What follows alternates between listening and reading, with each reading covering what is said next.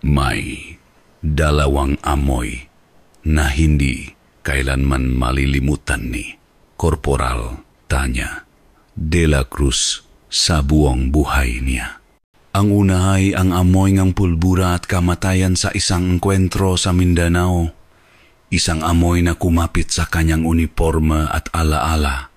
Ngunit ang pangalawa, ang amoy na sumalubong sa kanya sa maliit na kubo na gawa sa Kawayan at Nipa sa liblib na baryong Ngangsta, Remedios, ay mas masahol.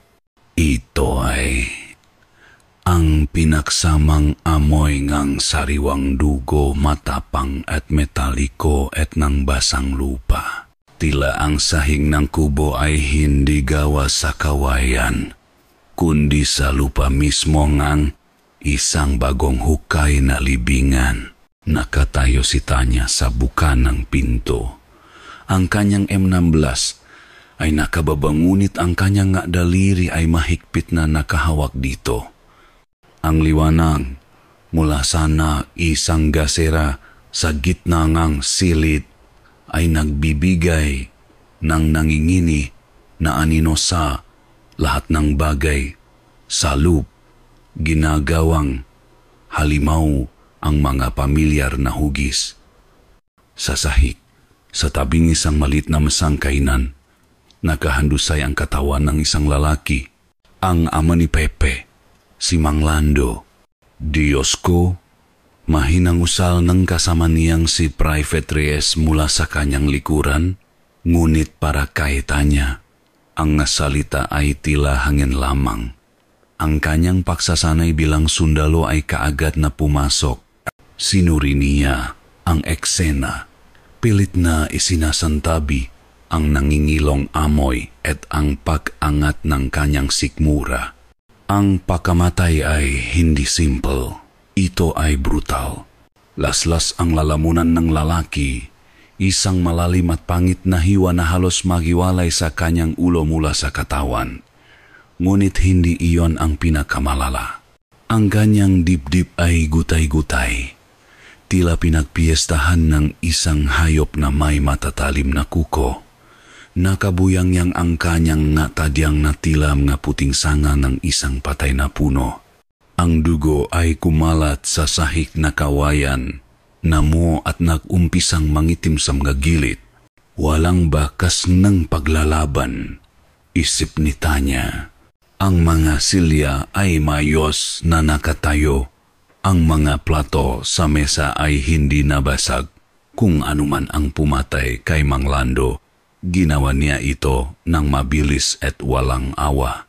Ibinaba ni Tanya ang kanyang tingin mula sa bangkay at doon niya nakita ang dalawa pang tao sa loop ng silid. Sa isang sulok, nakaupo sa isang maliit na bangkito, ay si Pepe, ang batang lalaki na marahil ay nasa mga 10 taong gulang, ay nakatingin lamang sa kawalan. Ang kanyang mata ay blanko. Hindi umiyak, hindi natatakot. Niyayakap niya ang kanyang tuhod, marahan na umuugoy-ugoy na tila may sariling ritmo. Hindi man lang niya tinitingnan ang duguang katawan ng kanyang ama na ilang talampakan lang ang layo. Sa tabi naman ng bintana, nakatayo si Aling Elara, ang ina ni Pepe. Payat siya, ang kanyang buhok ay magulo at ang kanyang mata ay nakapako sa dilim sa labas. Tila isang basak na manika, naroon ang katawan ngunit ang kaluluwa ay matagal ng lumisan. Ang kanyang katahimikan ay mas nakakabingi kaysa sa anumang sigaw. Nilapitan ni Tanya si Aling Elara, dahan-dahan, na parang lumalapit sa isang sugatang hayop. Ginang Elara, anong nangyari dito? Walang sagot. Hindi man lang kumurap ang babae. Sinubukan ulit ni Tanya. May nakita po ba kayo? Sino ang gumawa nito sa asawa ninyo? Muli, katahimikan. Bumalik ang tingin ni Tanya sa buong silid. May mali. isang bagay na hindi tukma sa karahasang naganap. Sa kabilang kalat ng dugo at laman sa sahig, ang damit ni Aling Elara ay malinis. Ang kamiseta at shorts ni Pepe ay walang bahit, walang ni isang pata. Paano nangyari iyon? Sila ay nasa loob ng bahay nang maganap ang krimen. Imposibleng hindi sila nadaplisan man lang. Ang kanyang isip na sanay sa lohika at ebidensya ay nagsimulang magtaka. Tanya, tingin ko kailangan na nating i-report to sa headquarters, sabi ni Reyes. Ang kanyang boses ay nanginginig pa rin. Hindi natin teritoryo to. Maling baryo ang napuntahan natin. Tama si Reyes. Isang pagkakamali sa mapaang nagdala sa kanila dito. Ngunit ngayon, hindi na sila basta-basta makaalis. Humingangang malalim si Tanya. Pinipilit na pakalmahin ang sarili. Kailangan niyang mag-isip ng maayos. Isang sundalo, isang investigador, hindi isang manonut lamang. Nagsimula siyang maglakad paikot sa silid. Maingat na iniiwasan ang dugo.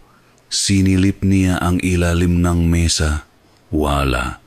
Sinilip niya ang likod ng aparador. Wala. Ang tanging naririnig niya ay ang pegugoy ni Pepe at ang mahinang huni ng makuliglik sa labas. At ang sarili niyang pahinga. Tumayo siya sa gitnang silid sa pagitan ng bangkay at ng mag-ina. Pinikit niya ang kanyang mata saglit. Sinusubukang buuin ang pangyayari. Isang atake, napakabilis. Walang kalaban-laban ang biktima.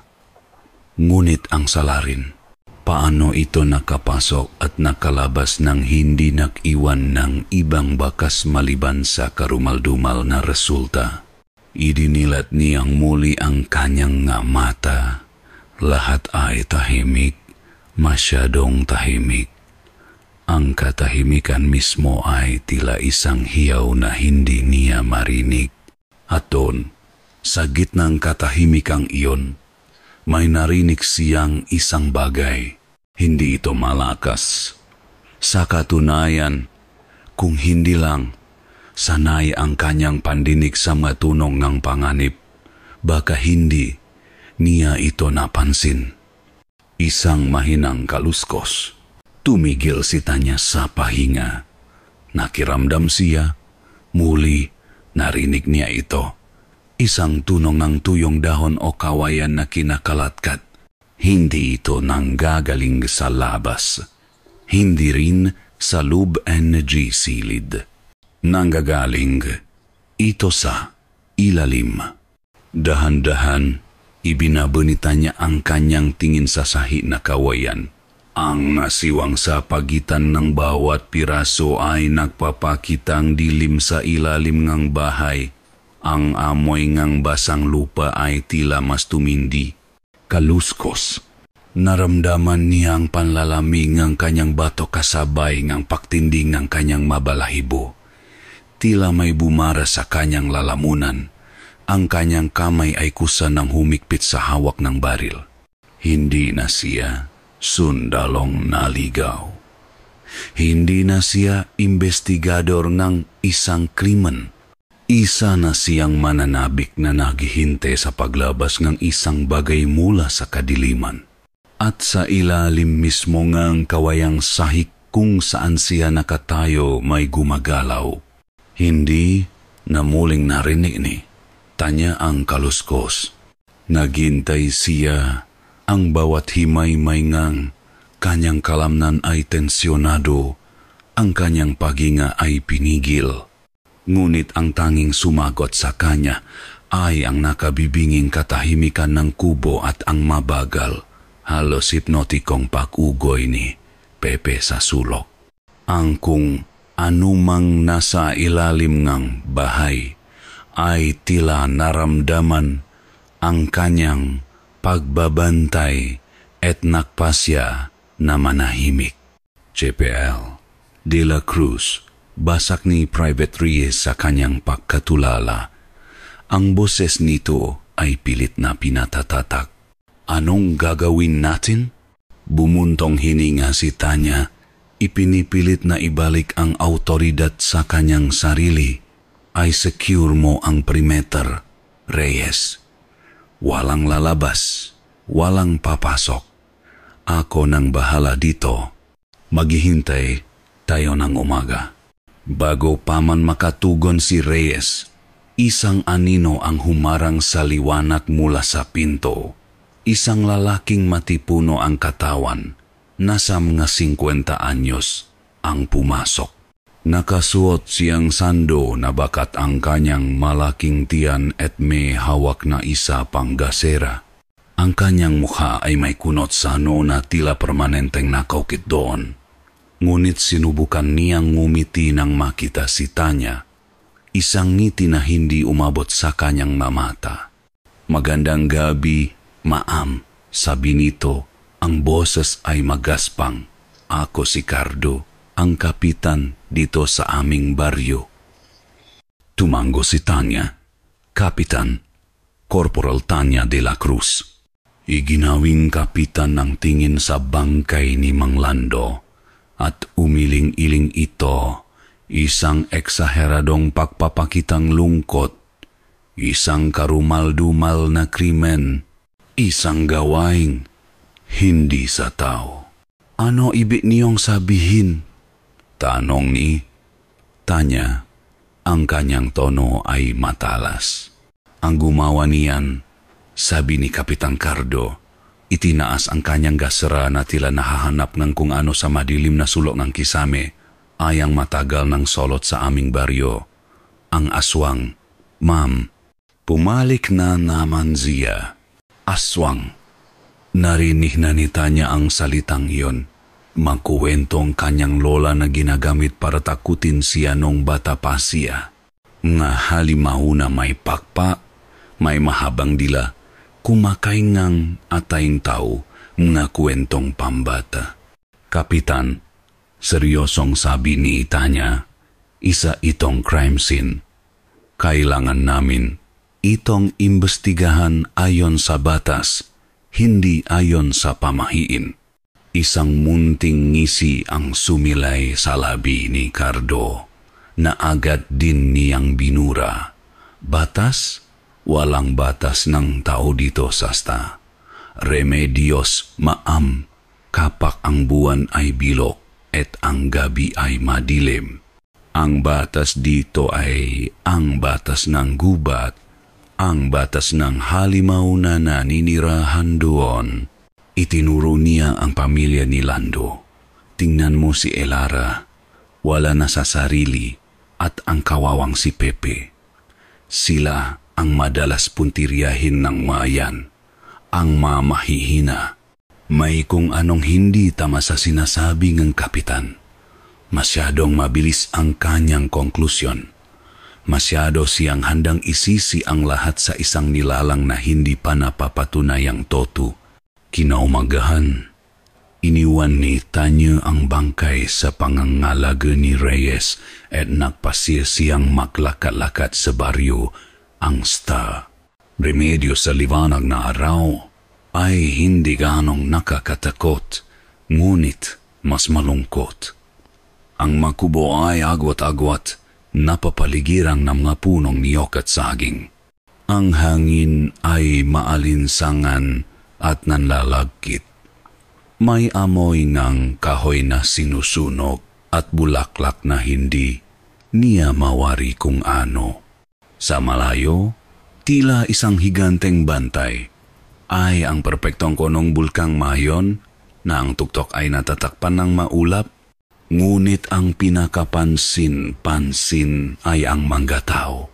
Habang naglalakad si Tanya sa maputik na daan, nararamdaman niya ang mga matang nakamasit mula sa masiwang ng bintana. Ang nga nag-usap pang grupong kababayhan sa may poso ay biglang tumatahimik kapag siya ay papalapit.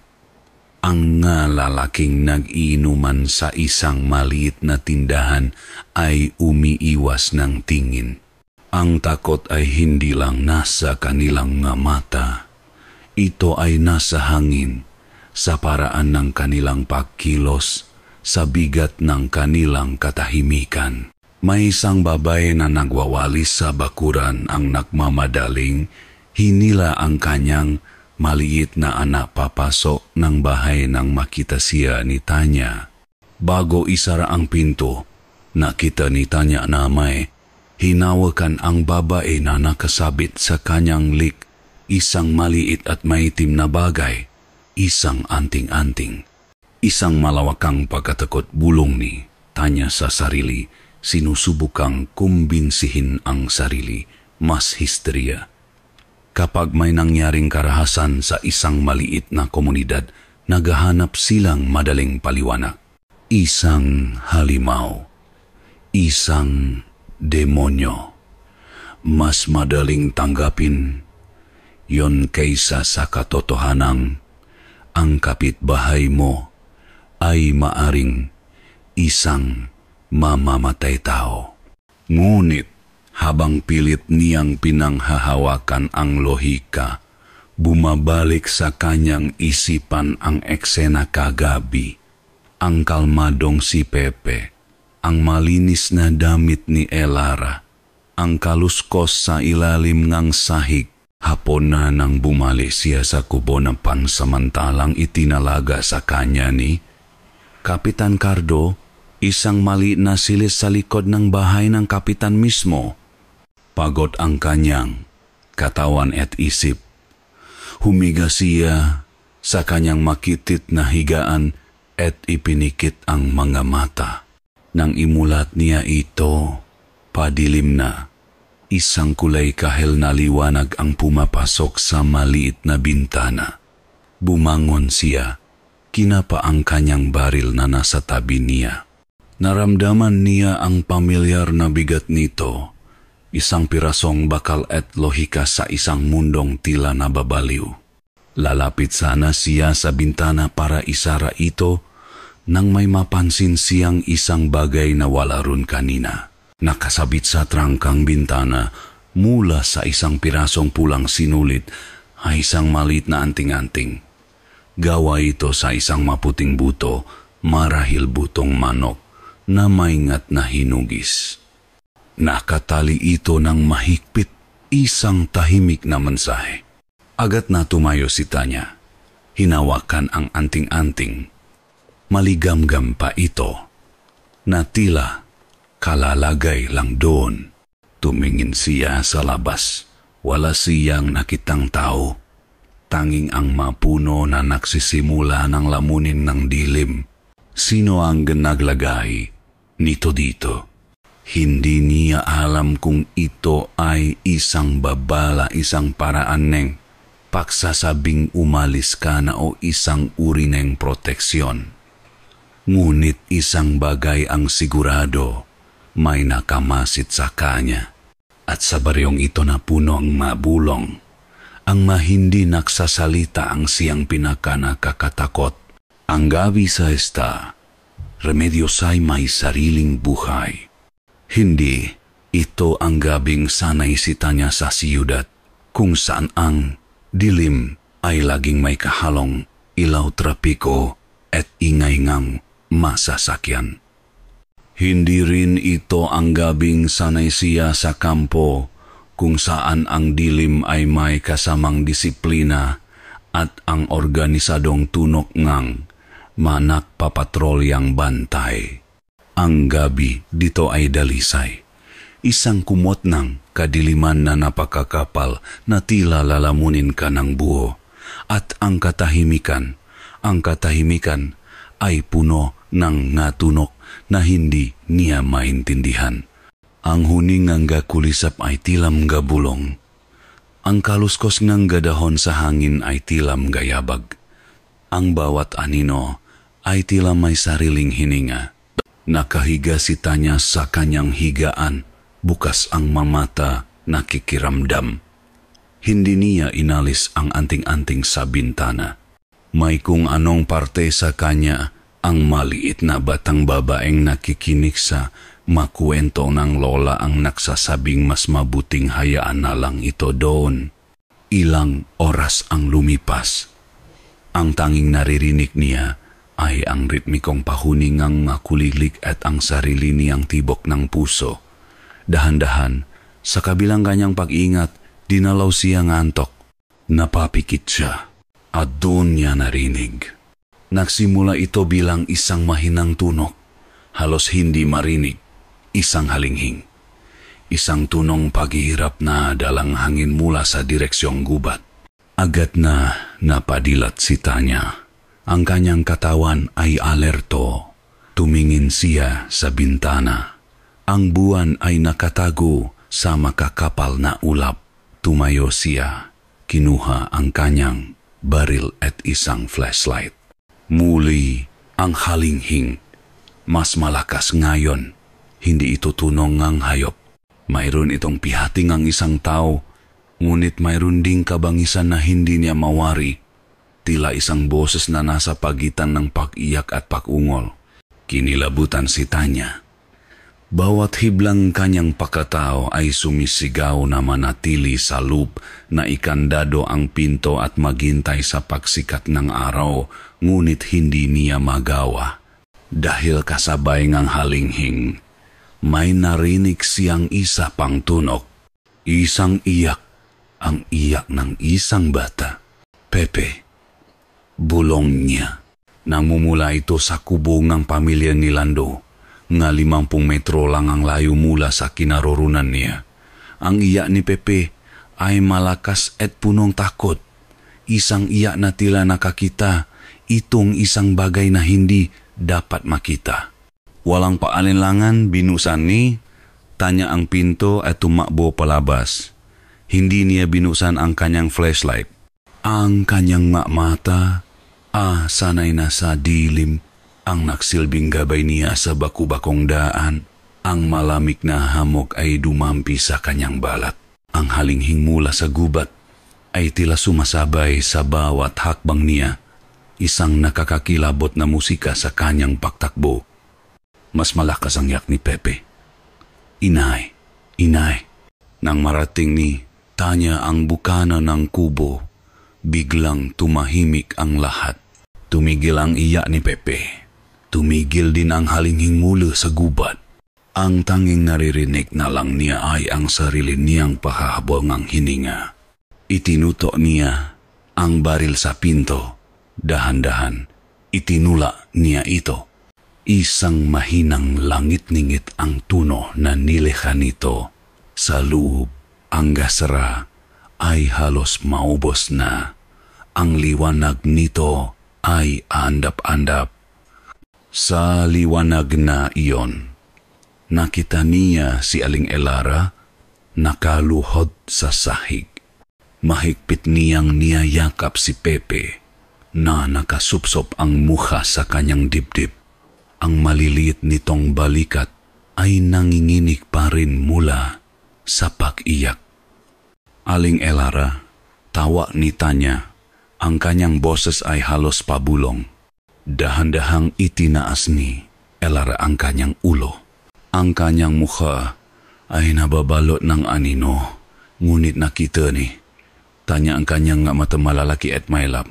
Punong isang emosyon na hindi mawari ni Tanya. Hindi ito takot, hindi rin ito lungkot. Ito ay pag-ingat. Tila isang inahing ibon na nagbabantay sa kanyang pugat. Ayos lang ba kayo? Narinig ko si Pepe. Panaginip, putol ni Elara sa kanya. Ang boses nito ay tuyo at walang buhay. Isang masamang panaginip lang. Hindi kumbinsido si Tanya. Masyadong totoo ang iyak na narinig niya. At ang halinghing. Paano ipapaliwanag iyon?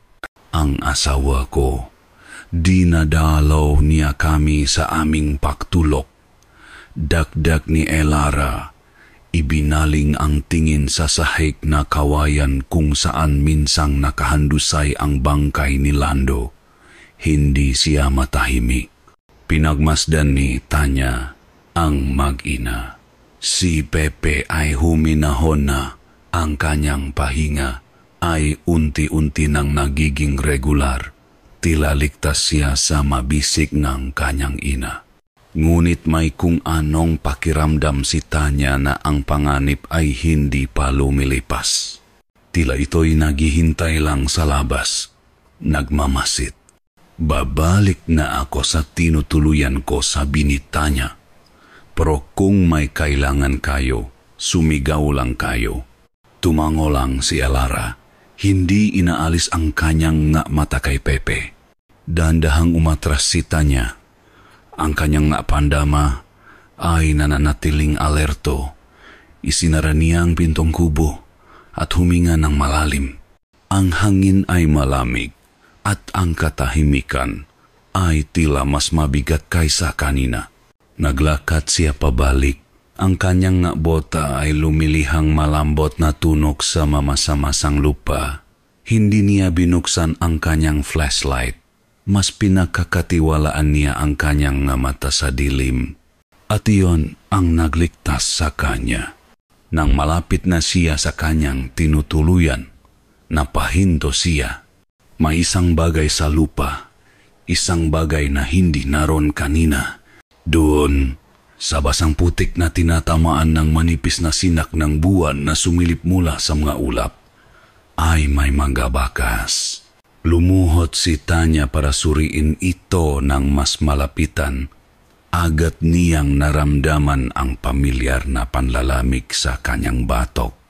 Hindi ito bakas ng sapatos o sinlas. Hindi rin ito bakas ng anumang hayop na alam niya.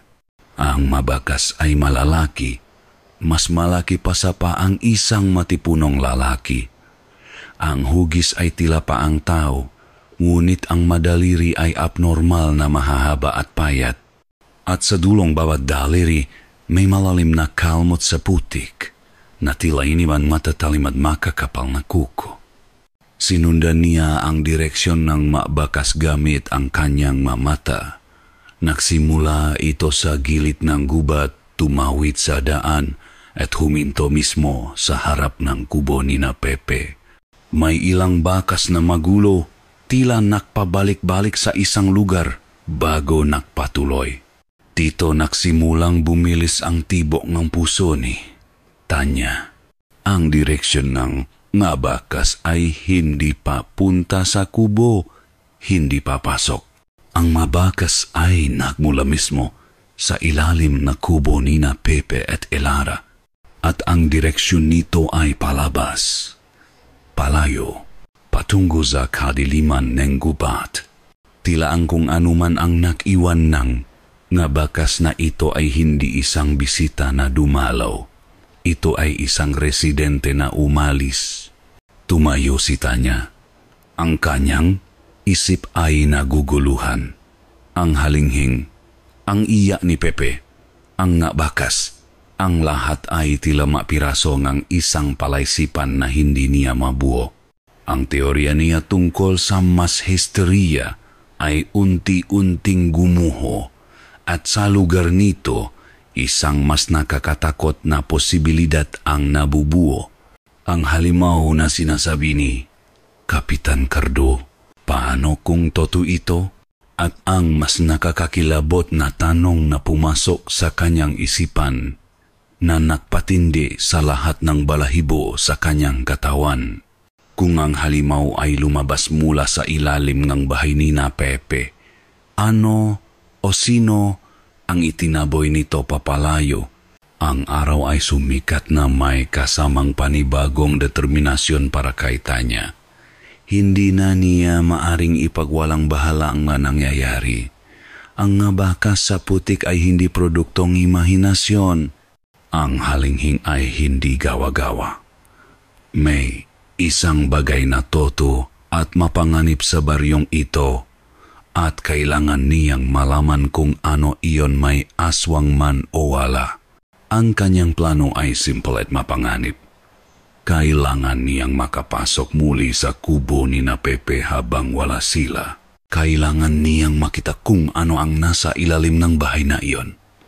Naghintay siyang tamang tiempo. Nakita niyang lumabas si Aling Elara kasama si Pepe. Bitbit ang isang maliit na basket. Marahil ay pupunta sila sa ilog o sa bukid. Ito na ang kanyang pagkakataon.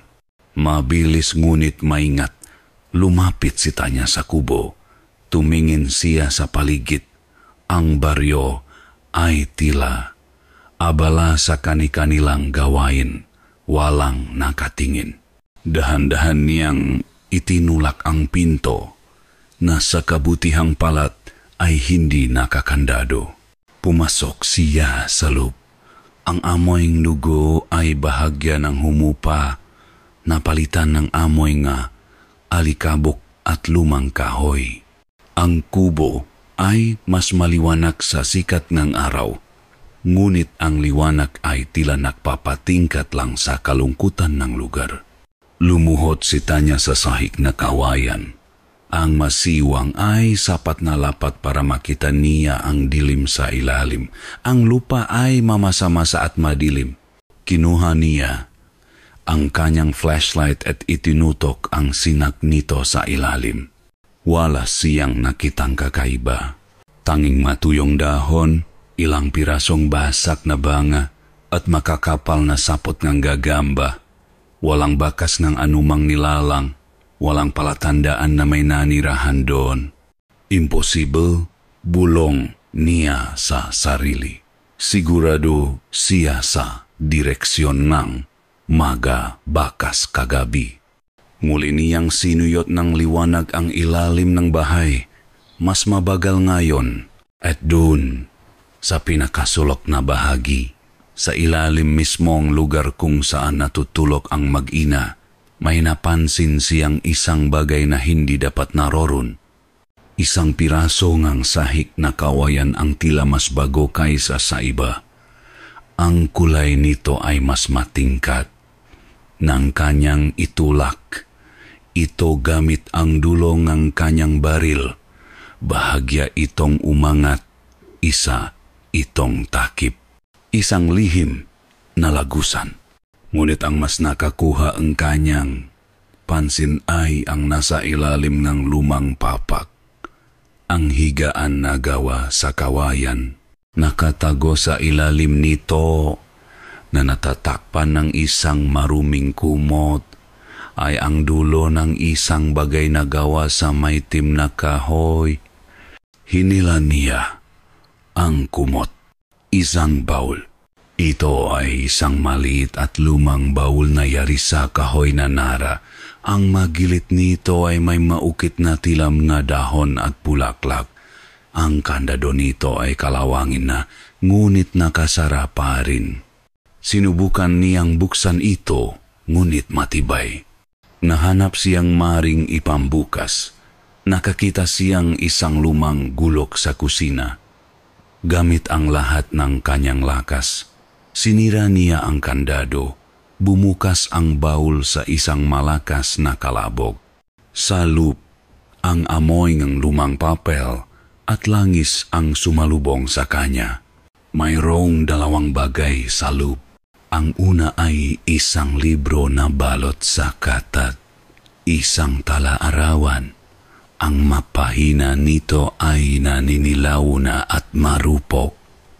Ang sulat kamay sa loob ay luma, gamit ang eleganteng kurbang panulat at tinta.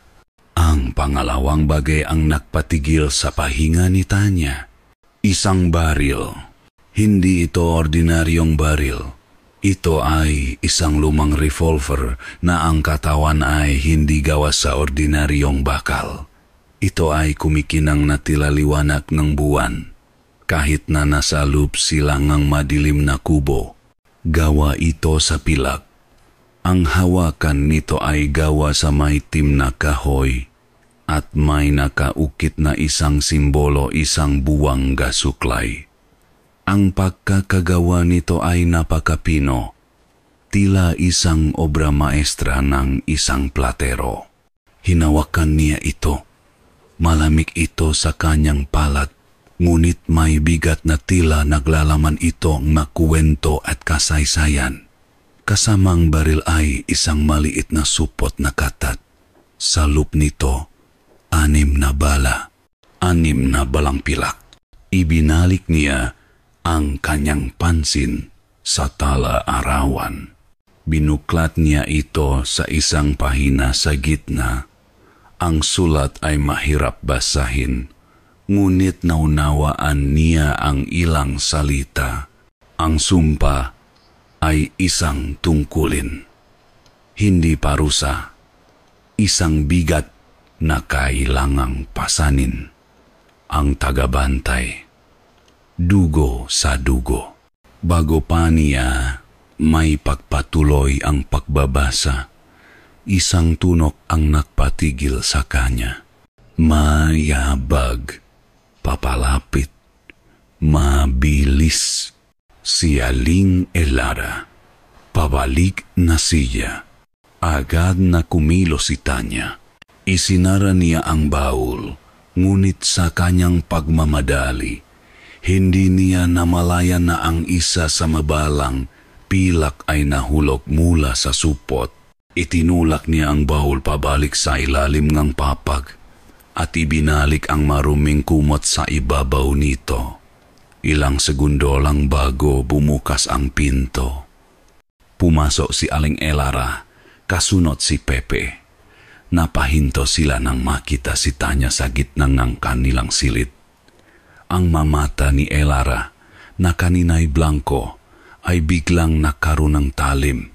Isang matalas at mapanuring tingin na tumagos hanggang sa kaluluwa ni Tanya. Korporal, sabi ni Elara. Ang kanyang boses ay malamig at walang emosyon, ngunit may diin sa bawat pantik. May kailangan ka ba? Mabilis na nag-isip si Tanya ng palusot. Narinig ko, may narinig akong ingay mula dito. Akala ko may pumasok na kung sino. Hindi kumibo si Elara. Ang kanyang mata ay lumibot sa buong silid. Sinusuri ang bawat sulok na tila alam niyang may nagalaw sa kanyang magamit. Naramdaman ni Tanya ang butil ng pawis na namumuo sa kanyang noo. Ang bigat ng tingin ni Elara ay mas nakakakaba kaysa sa paharap sa isang batalyong ng kaaway. Walang ibang tao dito, Korporal, sabi ni Elara sa wakas. Kami lang. Tumangko si Tanya. Pilit nang huminghiti.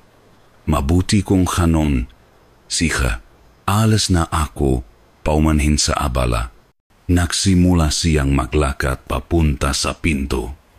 Si Pepe ay nakatayo lang sa gilid, nakatingin sa sahig.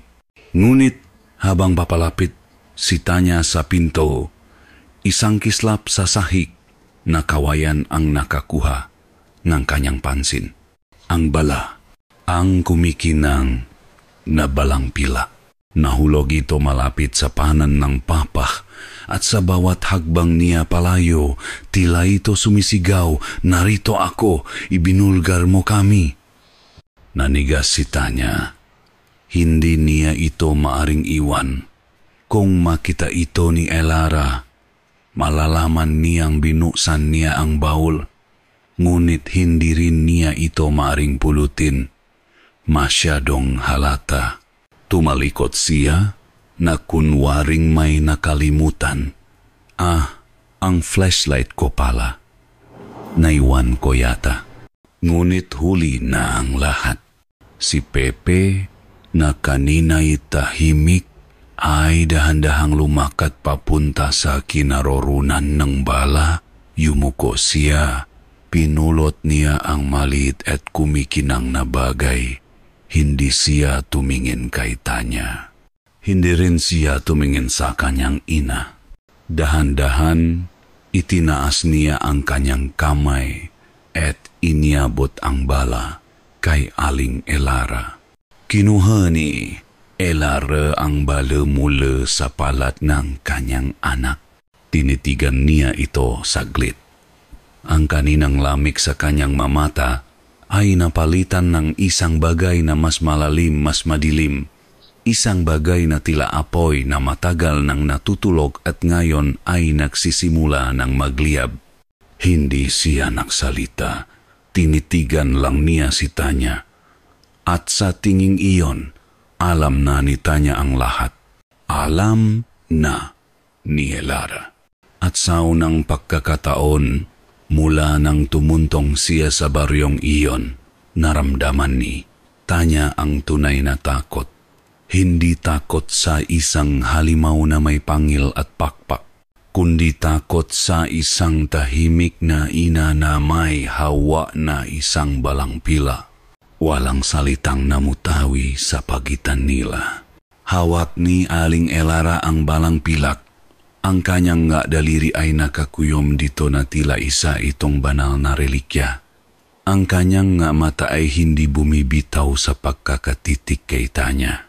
Sa tinging iyon, mayroong lahat akusasyon, babala, at isang pihati na napakalalim. Tumalikot si Tanya at lumabas ng kubo. Hindi siya tumakbo. Pinilit niya ang kanyang nga paa na maglakad ng normal, kahit na ang bawat hakbang ay tila 1 milya ang bigat. Ramdam niya ang mga mata ni Elara sa kanyang likuran, isang mainit at nakakapasong titik, hanggang sa makaliko siya sa daan.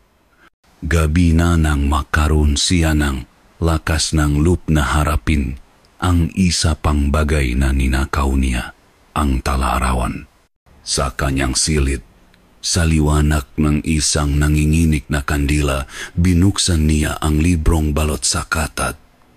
Ang nga pahina ay marupok at ang amoy nito ay amoy ng panahon mismo. Ang sulat kamay ay maganda at formal, gamit ang isang uringang Tagalog na malalim at makaluma. Ang unang nga pahina ay nagsasalaysay ng kasaysayan ng sta. Remedios, hindi ito palaging isang baryo ng takot. Dati, ito raw ay isang sagradong lupain, isang lugar ngang kapayapaan na pinamamahalaan ng isang angkan ng makapangyarihang babaylan. Habang binabasa ni Tanya, ang kanyang isip na sanay sa mga ulat militar at lohikal na datos ay nahihirapang tanggapin ang kanyang nakikita. Ngunit patuloy siyang nakbasa na tila hinihilang ng isang hindi nakikitang puwersa. Nalaman niya ang tungkol sa pagdating ng dayuhan, mananakop na nagdalang tabak at krus. Ang mababaylan ay lumaban, ngunit ang kanilang kapangyarihan ay hindi sapat laban sa magabaril at kanyon. Sa bingit ng pakalipol, ang pinuno nga babaylan, isang babaeng nagnangalang Amaya, ay gumawa ngang isang desperadong hakbang. Pumunta siya sa pusong gubat, sa paanan ng bulkang Mayon, at tumawag sa isang sinaunang espiritu ngang lupa, isang nilalang na walang pangalan, kasing tanda ng bundok mismo. Nakipagkasundo siya.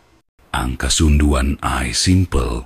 Basa ni Tanya sa mga salitang nakasulat sa tinta. Proteksyon para sa aming lahi at sa aming lupain, at bilang kapalit isang tungkulin. Ang espiritu ay pumayag.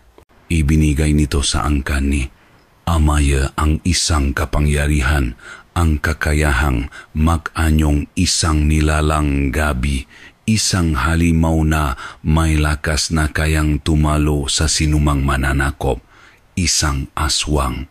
Ngunit hindi ito isang regalo. Ito ay isang responsibilidad, isang sumpa. Ang sumpa, NG, tagabantay. Hindi ito sumpang kasamaan. Ang tagabantay ay hindi pumapatay dahil sa gutom o saya. Ito ay isang tagapagtanggol. Ang anyo nitong nakatakot ay Isang sandata, isang maskara para takutin ang mamasasamang look na gustong manakit sa baryo.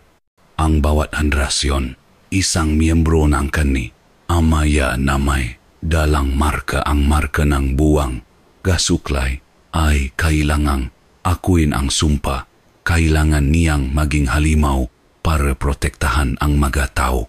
Bumilis ang tibo ngang puso ni Tanya. Ang lahat ng ito, ang makuwento ni Kapitan Cardo, ang takot ng mga taga-baryo, ang mapag-atake na tila may lohika. Nagsisimula ng makaroon ng saysay sa isang paraan na hindi niya matanggap. Ito ba ang dahilan kung bakit tila pinoprotektahan ng aswang si Pepe? Ito ba ang dahilan kung bakit ang manamamatay ay ang matila may masamang balak? Patuloy siyang nakbasa. Ang kanyang madaliri ay nanginginig habang binubuklat ang bawat pahina. Ang masumunot na salaysay ay mula sa iba't ibang kamay, iba't ibang henerasyong ng matagabantay. Bawat isa ay nagsasalaysay ng kanilang pasanin, ng kanilang kalungkutan, ng kanilang pag-isa. Ang pagiging isang halimaw para sa mga taong iyong pinoprotektahan. Narating niya ang mga huling pahina. Ang sulat kamay dito ay mas bago, mas magulo, na tila isinulat ng nagmamadali. Kilala niya ang sulat na ito. Ito ang sulat kamay ni Mang Lando, ang ama ni Pepe, si Elara, ang aking Elara. Siya ang nagdadala ng sumpa. Nakita ko ang marka sa kanya noong kami nga bata pa. Minahal ko siya sa kabila nito, ngunit ngayon, ang aming anak, si Pepe, nakikita ko na rin ang marka sa kanya. Lumalabas na ito. Hindi ko papayagan. Hindi ko hahayaang danasing ng aking anak ang impyernong ito. Kailangang putulin ang sumpa.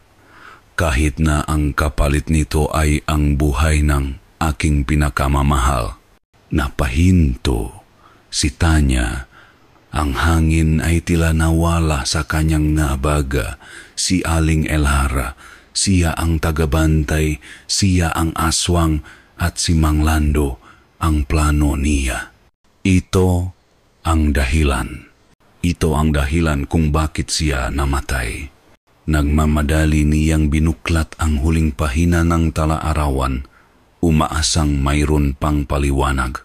Ngunit ang huling pahina ay halos punit na, tila sinadyang tanggalin. Ngunit may isang pangungusap na natira sa pinakailalim ng pahina.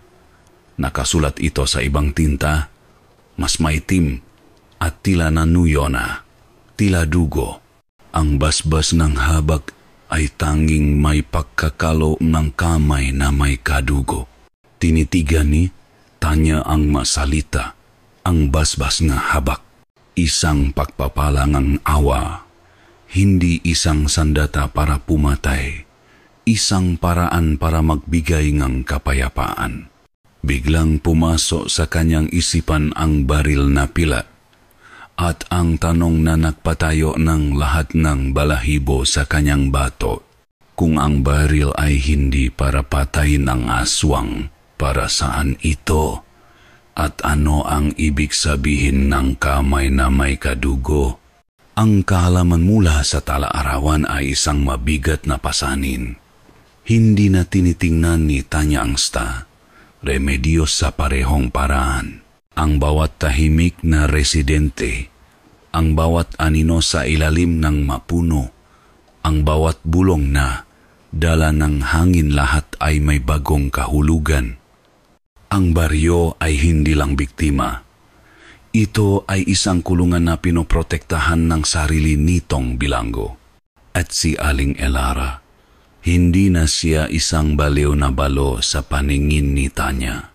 Isa siyang reyna na nagahari sa isang kaharian ng pihati, isang sundalong lumalaban sa isang girang walang nakakaalam. Nagdaan ang 2 araw na may nakakabinging katahimikan. Walang pagatake, walang halinghing, ngunit ang tensyon ay mas masahol pa. Tila isang bagyo na nag-ipon ng lakas bago bumuhos. Alam ni Tanya na si Elara ay nakmamasit sa kanya, tulad din ng pagmamasit niya kay Elara. Isang tahimik na digmaan ng mga titik at pag-aantay. Sa ikatlong araw, nasira ang katahimikan. Hapon na, si Tanya ay naglalakad malapit sa gilid ng plantasyon ng abacha. Sinusubukang linawin ang kanyang isip. Sa di kalayuan, nakita niya si Pepe.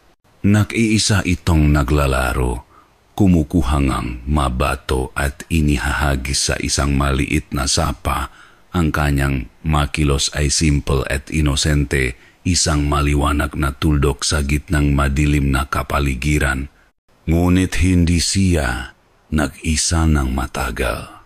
Dalawang lalaki na nakilala ni Tanya bilang madalas na kainuman ni Kapitan Cardo ang lumapit sa bata. Lasing sila kahit nakatanghalian pa lang. Ang kanilang matawa ay malakas at mayabang. "Hoy Pepe," sigaw ngang isa, isang payat na lalaking may bigote. "Nasaan ang nanay mong bruha? Nakahanap na ba siyang isusunot na kakainin?" Hindi umimik si Pepe.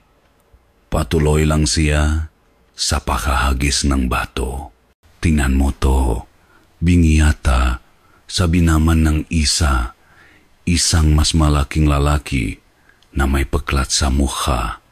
Lumapit ito kay Pepe at itinulak ang bata sa balikat. "Kinakausap ka namin, anak ng aswang." Natumba si Pepe sa putik. Mabilis na kumilos si Tanya. "Hoy, tigilan niyo yan," sigaw niya habang tumatakbo papalapit. Ngunit bago pa siya makarating, isang bagay na mabilis at madilim ang dumaan sa pagitan ng mga puno ng abacha. Hindi ito isang tao, hindi rin isang hayop.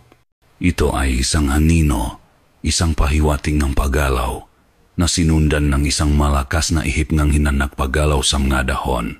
Ang dalawang lasing na lalaki ay biglang natigilan. Ang kanilang mga mukha ay nagbago mula sa pagiging mayabang tungo sa purong takot. Tumingin sila sa direksyon ng kakahuyan. Ang kanilang mga mata ay nanlalaki. "Ano yun?" Nanginginig na tanong ng lalaking may bigote. Ang lalaking may paklat ay hindi nakasagot. Nakaturo lamang ang kanyang nangingini na daliri sa isang bagay sa likod ng kanyang kasama. Isang nakakapangilabot na sigaw ang pumunit sa katahimikan ng hapon. Hindi ito sigawng tao. Ito ay isang tunong na nakmula sa lalamunan ng isang nilalang na punong galit.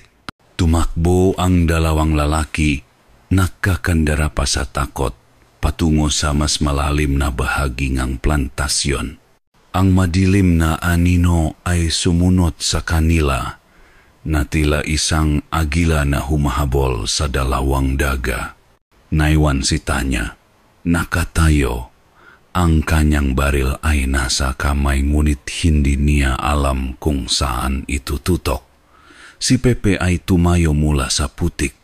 Pinakpagan ang kanyang sarili at tiningnan si Tanya. Sa kanyang mamata, walang takot, tanging isang kakaibang pag-unawa na tila alam niya kung ano ang nangyayari.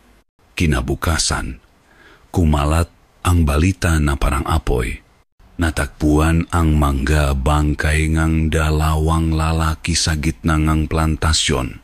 Pumunta si Tanya sa lugar, kasama si Kapitan Cardo na ngayon ay may daladalang itak sa kanyang baywang. Ang eksena ay masahol pa sa pagkamatay ni Mang Lando. Ang makatawan ay lasok-lasok, alos hindi na makilala. Tila sila ay pinunit ng isang puwersa na hindi kayang gawin ng tao. Ang masanga sa paligid ay bali, ang madamo ay tigmak sa dugo. Isang testamento sa isang marahas at desperadong labanan. Ang aswang, sabi ni Kapitan Cardo, ang kanyang boses ay may halong takot at isang kakaibang kasiyahan. Sinabi ko na sa inyo, nagagalit na siya. Kailangan na nating gumawa ng paraan bago niya tayong lahat ubusin. Hindi pinansin ni Tanya ang kapitan. Ang kanyang mata ay abala sa pagsusuri ng paligid, nakahanap ng ebidensya. Anumang bagay na makapagpapatunay sa kanyang teorya. Lumuhot siya sa tabing ng isa sa mga bangkay. Sinusubukang huwag pansinin ang nakasusukang amoy. At dun, sa ilalim ng isang duguang dahon ng abatsa, kumislap ang isang bagay sa sikat ng araw. Isang maliit at bilog na bagay. Maingat niya itong kinuha gamit ang dulong isang patpat. Nang makita niya kung ano ito, ang lahat ng hangin ay tila nawala sa kanyang magabaga. Ito ay isang butones. Isang simpleng puting butons na may kakaibang disenyong bulaklak sa gitna. Pamilyar ito.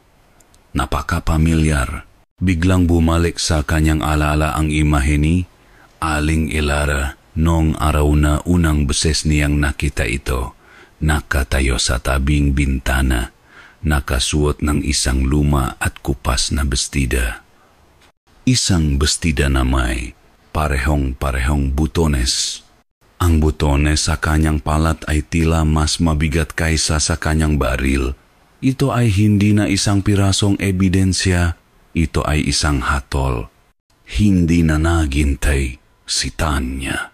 Sa ilalim ng nakbabantang tingin ni Kapitan Cardo at ng manakukumpulang taga-baryo, tumalikot siya at naglakad pabalik sa kubo ni na Elara. Ang bawat hagbang niya ay may bigat. Ang bawat tibok ng kanyang puso ay isang martilyo na pumupukpok sa katotohanang matagal na niyang iniwasan. Naabutan niya si Elara sa labas ng kubo, nakpapakain ng mano. Si Pepe ay nasa tabi niya, tahimik na naglalaro ng isang pirasong kahoy. Nang makita siya ni Elara, hindi ito nagulat. Tila inaasahan na niya ang pagdating ni Tanya. Itinigil niya ang kanyang ginagawa at tumayo ng tuwid naghihintay. Kailangan nating mag-usap, sabi ni Tanya. Ang kanyang boses ay mahinahon ngunit matatag. Sumunod si Elara sa kanya papasok sa kubo. Isinara niya ang pinto. Iniwan si Pepe sa labas. Ang liwanag sa loob ay madilim at ang katahimikan ay tila isang pader sa pagitan nilang dalawa. Walang nagsalita sa loob ng ilang segundo. Tanging ang kanilang mga pahinga ang maririnig. Nakita ko sila, basak ni Tanya sa katahimikan, ang dalawang lalaki sa plantasyon. Hindi kumibo si Elara. Nakatayo lang siya. Ang kanyang kamay ay magkadaop sa kanyang harapan. Ang kanyang mukha ay isang maskara ng kalmado. Inilahat ni Tanya ang kanyang palat at ipinakita ang butones. Sa tingin ko, pag-aari mo to. Tumingin si Elara sa butones. Pagkatapos ay sa bestidang suot niya. May isang nawawalang butones sa may bandang dibdib. Isang maliit at bilog na espasyo kung saan dapat naroon ang kaparehan nito. Dahan-dahan, itinaas niyang muli ang kanyang tingin kay Tanya. Sino ka ba talaga, Elara? Tanong ni Tanya. Ang kanyang boses ay puno ng pihati at pagkalito.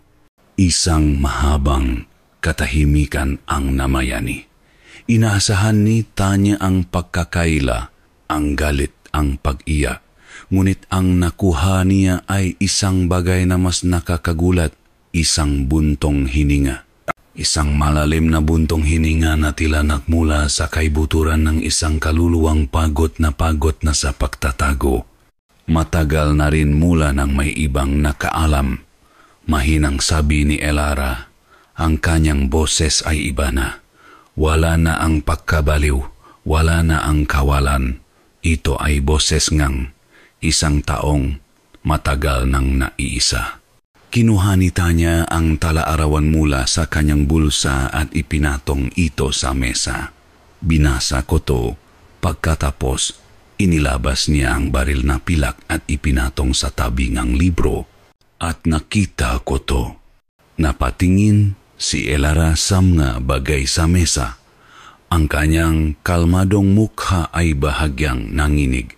Isang luha ang pumatak mula sa kanyang kanang mata na mabilis niyang pinunasan. Ang asawa ko, nagsimula siyang magkwento. Ang kanyang boses ay nanginginig na mahal niya si Pepe. Nakita niya ang markang susunot na tagabantay na unti-unting lumalabas sa balat ng aming anak. Ayaw niyang danasin ni Pepe ang buhay na to, ang pagiging halimaw sa gabi, ang pag-isa. Kaya nakplano siyang patayin ka, duktong ni Tanya, na ngayon ay naintindihan ng lahat para putulin ang sumpa. Tumango si Elara. Narinig ko ang kanyang nga panalangin. Narinig ko ang kanyang nga plano. Isang gabi, pumasok siya sa silid. Hawak niya ang isang itak. Akala niya tulok ako. Ngunit ang tagabantay ay hindi kailanman natutulok ng mahimbing. Ang mga mata ni Elara ay napuno ng isang madilim na alala. Hindi ko ginusto. Tanya, maniwala ka sa akin. Hindi ko ginusto. Pero nang makita ko ang itak sa kanyang kamay, ang determinasyon sa kanyang nga mata, alam kong isa lang sa amin ang lalabas ng silit na yon ng buhay at kailangan kong protektahan ang sumpa. Kailangan kong protektahan ang baryo at kailangan kong protektahan ang anak ko. Ang kanyang pagamin ay hindi isang sigaw kundi isang bulong na puno ng sakit. Ang pagpatay sa sarili niyang asawa ay hindi isang gawang kasamaan kundi isang desperadong pagtatanggol, isang sakripisyo. Kaya ang dalawang lalaki kanina, sinatan nila si Pepe. Sabi ni Elara, ang kanyang boses ay biglang tumigas na parang bakal. Walang sinuman ang maaring manakit sa anak ko. Natahimik si Tanya. Ang buong kuwento ay naroon na sa kanyang harapan isang trahedya na nababalot ng alamat, isang pag-ibig na nakbunga ang kamatayan. Si Elara ay hindi isang halimaw na mamatay tao. Siya ay isang ina, isang tagapagtanggol, isang bilanggong kanyang sariling dugo. Ngunit ang kanilang pag-usap ay biglang natigil. Mula sa labas, narinig nila ang isang malakas at galit na sigaw, ang boses ni Kapitan Cardo. Nandito siya. Nakita ko ang sundalo na pumasok dito. Kasama niya ang aswang. Sinundan itong ingay ngang maraming tao. Mayabak na tumatakbo.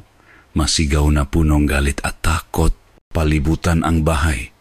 Huwag niyo siyang hayaang makatakas. Mabilis na dumungaw. Sita niya sa siwang ng dingding.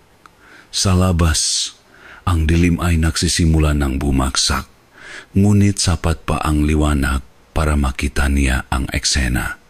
Si Kapitan Cardo, hawa ang isang nagliliyap na sulo, ay pinamumunuan ang isang grupo ng kalalakihan na may dalang maita, gulo at mapirasong kahoy.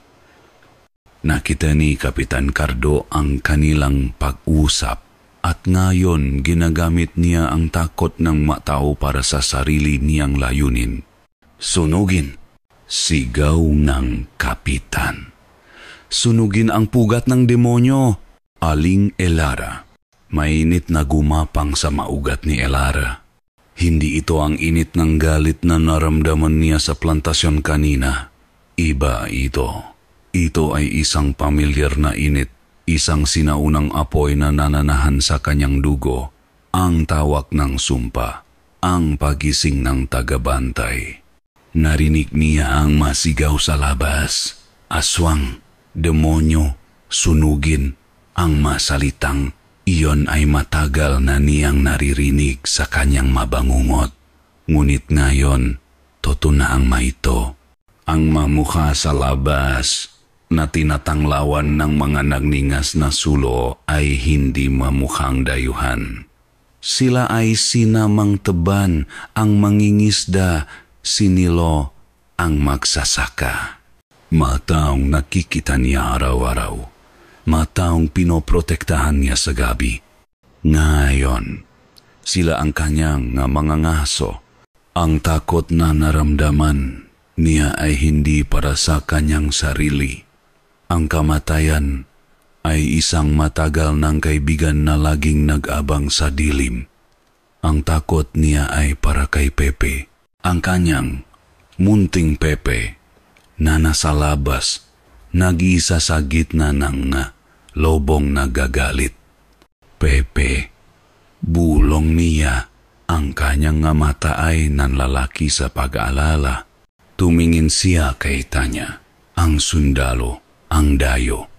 Ngunit sa mga mata nito, wala siyang nakitang pahuhusga. Tanging pakalito at isang kakaibang paggunawa. Sa sandaling iyon, hindi ito isang kaaway. Ang init sa kanyang katawan ay mas tumindi. Naramdaman niya ang pakunat ng kanyang mabuto, ang pakikting ng kanyang makalamnan. Ang kanyang makuko ay nagsimulang kumati na tila gustong humaba, ang kanyang pandinig ay tumalas. Naririnig na niya ang bawat tibok ng puso sa labas, ang bawat takot na bulong. Ito na ang pagbabago. Itinulak niya si Pepe na nakapasok na pala sa kubo nang magsimula ang kaguluhan papunta kay Tanya. Hinawakan niya ang balikat ng sundalo, ang kanyang magadaliri ay humigpit. Iligtas mo siya, bulong niya. Ang kanyang boses ay nagsisimula ng magbago, nagiging mas malalim at magaspang. Hindi na niya hinintay ang sagot. Gamit ang lakas na hindi pangkaraniwan, tumalon siya papunta sa bintanang gawa sa nipa. Ang manipis na dingding ay nabutas na parang papel. Lumundak siya palabas, sa gitnang mana apoy na sulo at mga matang nanlalaki sa takot. Pagbagsak niya sa lupa, hindi na siya si Elara, ang payat na balo. Ang kanyang nabinti ay bahagyang bumaluktot, handa sa pagtalon. Ang kanyang braso ay humaba, at ang kanyang daliri ay naging matatalim na kuko na bumaon sa lupa. Ang kanyang likod ay umarko, at mula dito, dalawang malalaki at tila katat na pakpaang biglang pumunit sa kanyang bestida at bumuka ng buong buo. Isang nakapangingilabot na sigaw ang kumawala mula sa kanyang lalamunan. Hindi na ito boses ng tao. Ito ay ang sigaw ng isang nilalang. Ng gabi, isang sigaw na naglalaman ng lahat ng pihati, galit at pag-isang maraming henerasyon. Ang mga taga-baryo ay napaatras. Ang kanilang tapang ay biglang nawala at napalitang ng purong sindak. Ang masulo ay nanginginig sa kanilang makamay. Nakita niya si Kapitan Cardo. Ang kanyang mukha ay nababalot ng takot, ngunit mayroon ding determinasyon. Huwag kayong matakot, isa lang siya, sugurin. Ngunit walang gumalaw. Nakatitih lang sila sa halimaw sa kanilang harapan, ang kanilang kapitbahay. ang asawa ang kanilang kaibigan, na ngayon ay isang bangungot na nakatoto. Hindi sila sinugod ni Elara. Ang kanyang nga mata, na ngayon ay kulay pula na parang nga baga, ay nakapako sa isang bagay, ang kubo sa kanyang likuran. Ang kubo kung nasaan si Pepe. Ang kanyang tungkulin ay malinaw. Hindi pumatay, kundi magbantay. Ibinuka niyang muli ang kanyang nga pakpak at sumigaw, isang babala sa sinumang magtatangkang lumapit. Ang gabi ay kanya. At sa gabing ito, walang sinuman ang makakuha sa kanyang anak. Nakatayo si Tanya sa loob ng kubo.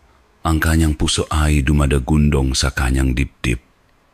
Sa kanyang harapan, si Pepe ay nanginginig, hindi sa takot, kundi sa isang emosyon na hindi mawari ni Tanya. Ang kanyang mamata ay nakapako sa labas sa anyong kanyang ina. Sa labas, ang eksena ay purong kaguluhan. Ang masigawng takot ay humahalos sa galit na utos ni Kapitan Cardo. Ang liwanag mula sa mga sulo ay sumasayaw. Lumilikhang mga gumagalaw na anino na tila mademonyo mismo. At sa gitna ng lahat, ang nilalang na dating si Elara, hindi ito sumusugod. Nakatayo lang ito na parang isang itim na estatwa.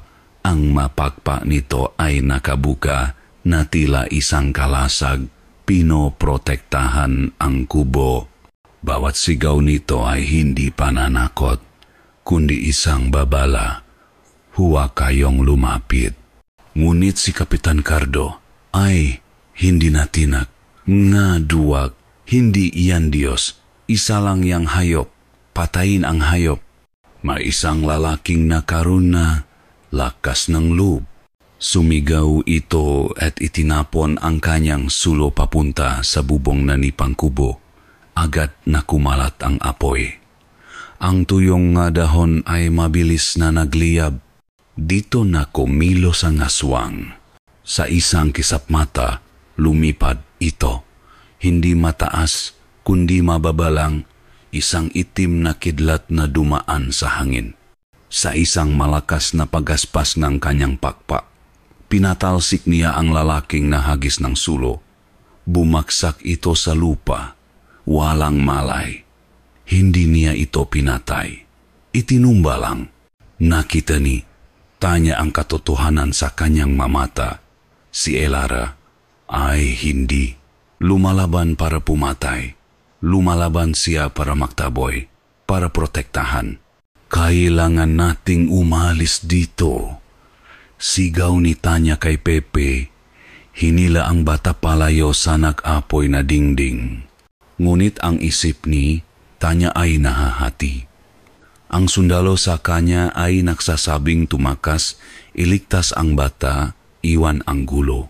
Ngunit ang babaeng nakabas ang talaarawan, ang babaeng nakakitang sakripisyo sa mga mata ni Elara, ay sumisigaw na tumulong. Biglang bumukas ang pinto sa likuran nila. Hindi ito isang taga-baryo. Si Kapitan Cardo, hindi niya pinansin ang aswang sa labas. Mayroon siyang ibang pakay. Ang kanyang nga mata ay nanlilisik, nakatingin hindi kay Tanya, kundi kay Pepe.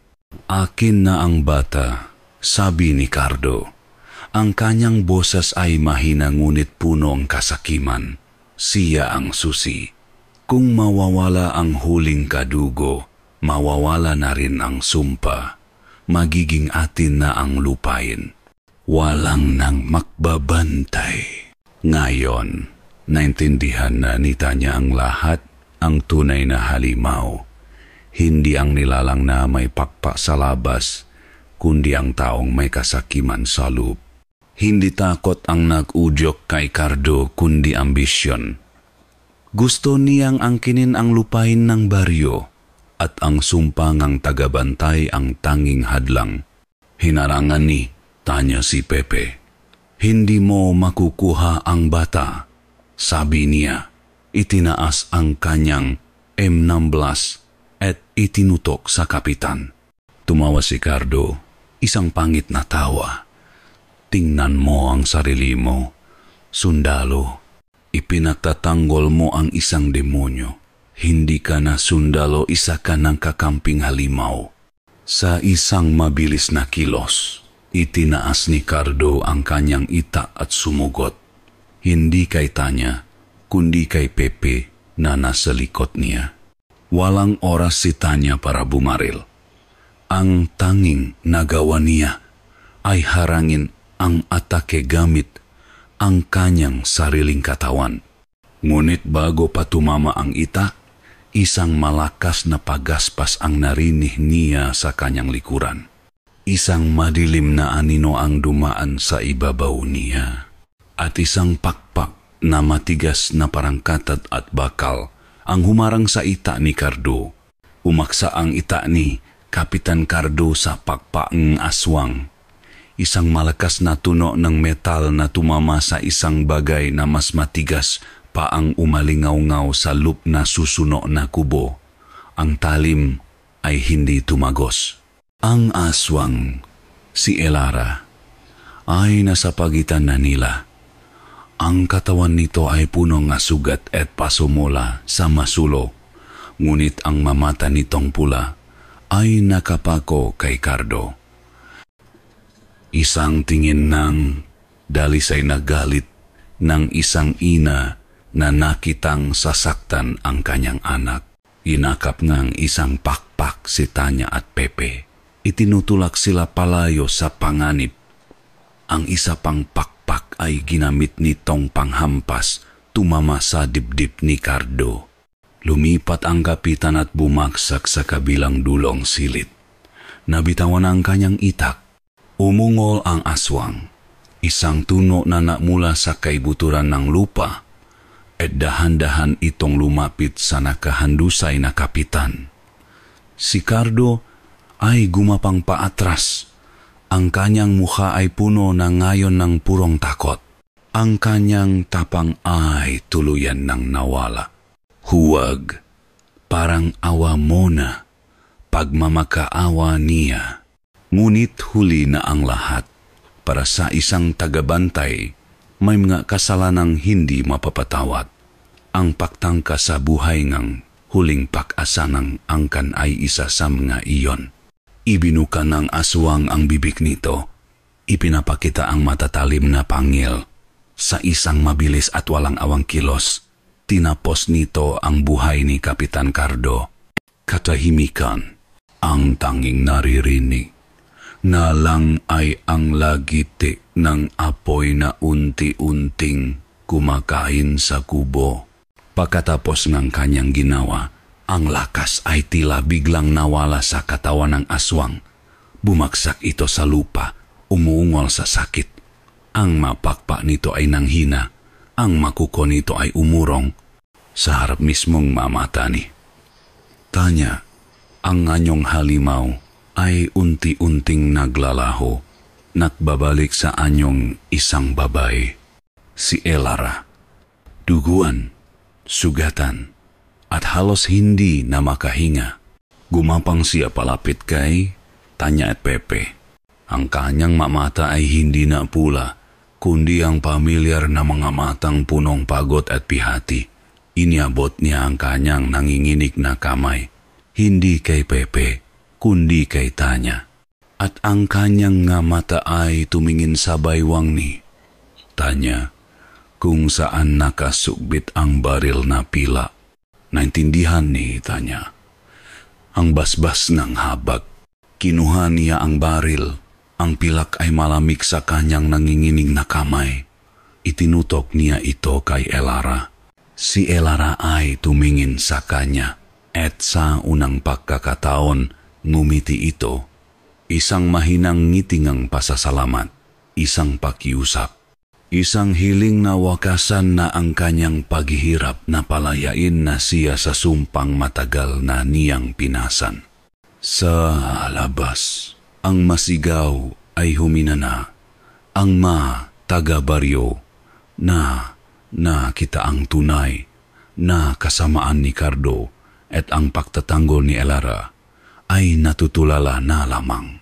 Tinitigan ni Tanya si Elara, ang babae, ang ina, ang halimaw, ang tagapagtanggol. Nakita niya ang sarili niyang pag-iisa sa mga mata nito. Nakita niya ang isang buhay ngang sakripisyo, isang luha ang pumatak mula sa mata ni Tanya. Ang daliri niya ay nasa gatilyo. Ito na ang pinakamabigat na desisyon sa kanyang buhay. Ang sundin ang batas ng tao o ang sundin ang mas sinaunang batas ng awa at tungkulin. Itinuto niya ang baril at ibinaba ito. Hindi niya kinalabit ang gatilyo. Sa halip, ibinaba ni Tanya ang baril na pila at lumuhod sa tabi ni Elara. Ang usok mula sa nasusunog na kubo ay humahapdi sa kanyang mamata, ngunit hindi niya ito inalintana. Hindi, mahinang sabi ni Tanya sa sarili niya at kay Elara, hindi ganito. Ang ngiti sa labi ni Elara ay nawala, napalitan ng pagkalito. Hinawakan ni Tanya ang kamay ni Elara, isang kamay na may mga sugat at paso.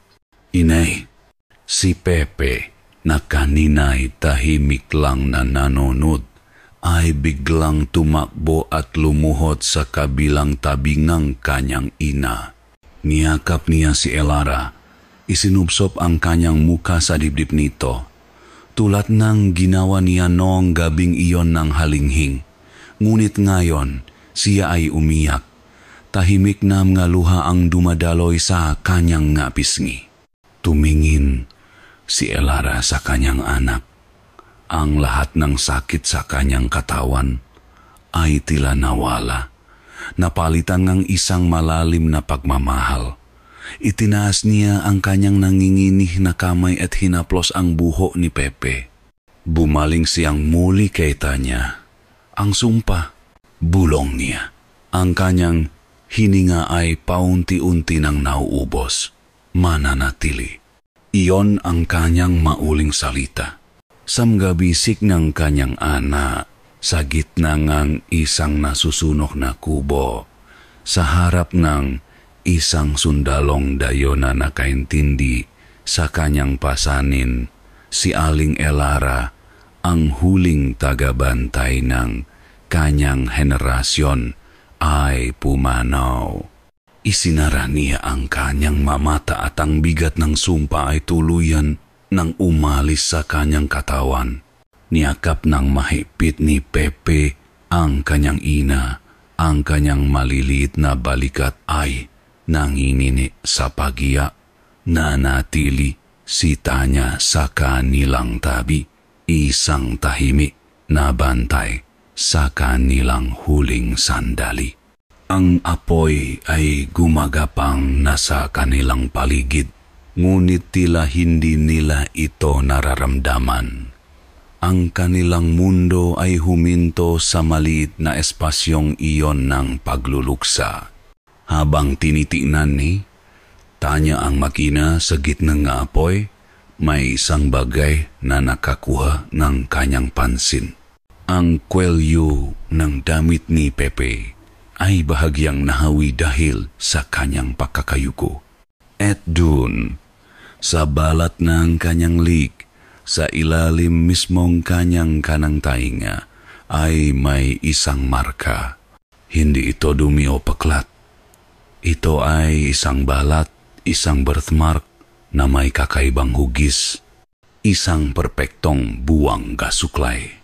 Biglang bumalik sa isipan ni Tanya ang mga salita sa tala-arawan. Ang markang susunod na tagabantay, unti-unting lumalabas. At ang huling babala ni Elara, ang sumpa ay mananatili. Hindi natapos ang sumpa sa pagkamatay ni Elara. Naapalit lang ito ngang sisidlan. Naipasa na ito ang bata, si Pepe, Siya na ang susunod. Isang malami na takot ang gumapang sa puso ni Tanya, mas malami kaysa sa takot na naramdaman niya sa aswang. Ito ay ang takot para sa isang batang inosente na minana ang isang kapalaran na mas mabigat kaysa sa magabundo. Dahan-dahan, kinuha ni Tanya si Pepe. Inaalis ito mula sa katawan ng kanyang ina. Pepe, kailangan na nating umalis. Tumingin si Pepe sa kanya. Ang kanyang mata ay pula sa pag-iya, ngunit mayroon ng bagong liwanag sa mga ito. Isang liwanag na hindi pa nakikita ni Tanya dati. Isang liwanag pagunawa, ang patanggap, na tila sa pagpanaw kanyang ina. Isang sinaunang kaalaman ang biglang nagising sa loob niya. Tumanggo siya. Binuhat ni Tanya ang wala ng buhay na katawan ni Elara. Magaan ito, na tila ang lahat ng bigat ay nalis na kasama kanyang huling hininga. Inilabas niya ito mula sa nasusunog na kubo, kasunod si Pepe. Sa labas, ang mga taga-baryo ay nakatayo pa rin, maanino sa dilim, walang nagsasalita. Tanging ang tunong apoy at ang ihip ng hangin ang maririnig. Ang gabi ngang pangangaso ay tapos na, ngunit para kay Tanya at kay Pepe, isang mas mahabang gabi ang nagsisimula pa lamang. Kinaumagahan, isang kakaibang kapayapaan ang bumalot sa Baryosta, Remedios. Ang araw ay sumikat, ngunit ang liwanag nito ay tila mas malumanay na parang nagluluksa rin. Sa ilalim ng isang malaking puno ang balete sa gilid ng baryo, dalawang bagong hukay na libingan ang naroon. Inilibing ni Tanya si Elara sa tabi ng kanyang asawang si Lando. Ang mag-asawang pinahiwalay ng isang sumpa ay muling pinagsama sa ilalim ng lupa. Si Pepe ay nakatayo sa tabi ni Tanya, tahimik na nakamasit. Wala nang luha sa kanyang mamata. Ang mga natirang taga-baryo ay nagmamasit mula sa malayo. Ang kanilang mga mukha ay hindi na punong takot o galit. Napalitan ito ng isang bagay na mas komplikado, pagsisisi, hiya, at isang bagong uri ng paggalang na may halong takot para sa sundalong dayo at sa batang ulila. Nang matapos ang simpleng seremonya, nilapitan ni Tanya ang ilan sa mga matatanda. Walang nagtanong tungkol kay Kapitan Cardo. Ang nasunaw na kubo at ang mga pangyayari kagabi ay isang kwentong hindi na nila kailanman pag-usapan. Isang sikretong sama-sama nilang ililibing. Hapon na nang ihanda ni Tanya ang kanyang magagamit. Oras na para umalis. Hinawakan niya ang kamay ni Pepe. Saan tayo pupunta? Tanong ng bata. Ang unang buong pangungusap na narinig ni Tanya mula sa kanya. Ang kanyang boses ay malinaw at hindi na utal. Tumingin si Tanya sa kanya at sa isang saglit, hindi niya alam ang isasagot. Saan na ba? Saan mo dadalhin ang isang batang itinakdang maging halimaw? Sa bahay? Sagot ni Tanya sa wakas. Isang sagot na para sa kanilang dalawa. Bago sila umalis, bumalik si Tanya sa nasunog na kubo. Sa gitna ng ngaabo at sunog na kahoy, nahanap niya ang hinahanap niya, ang baul. Sunog ang labas nito, ngunit ang laman ay protektado. Kinuha niya ang talaarawan at ang baril na pilak.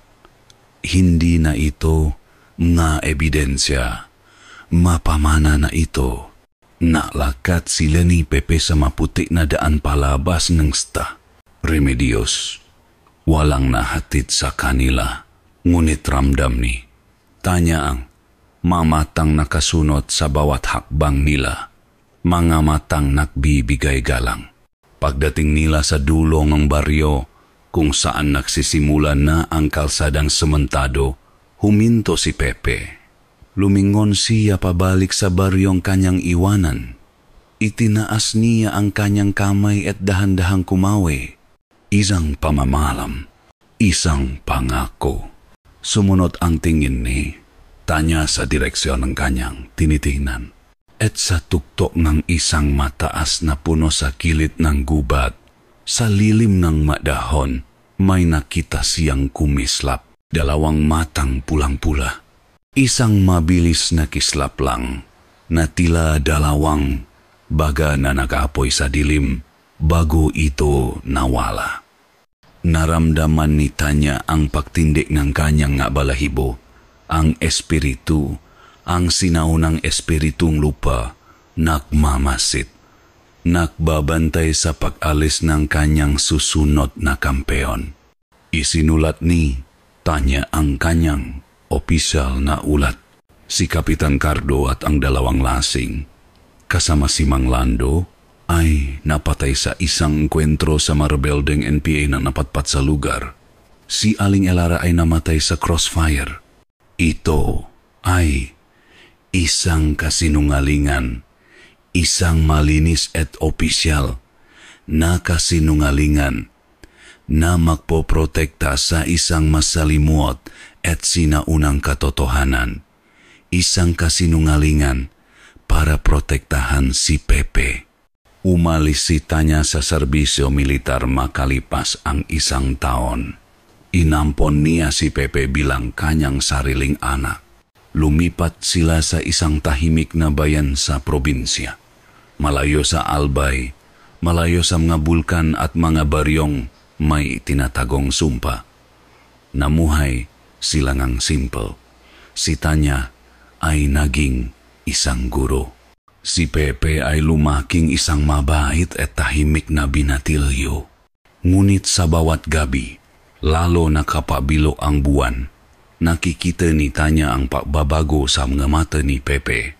Isang kalungkutan, isang kabigatan.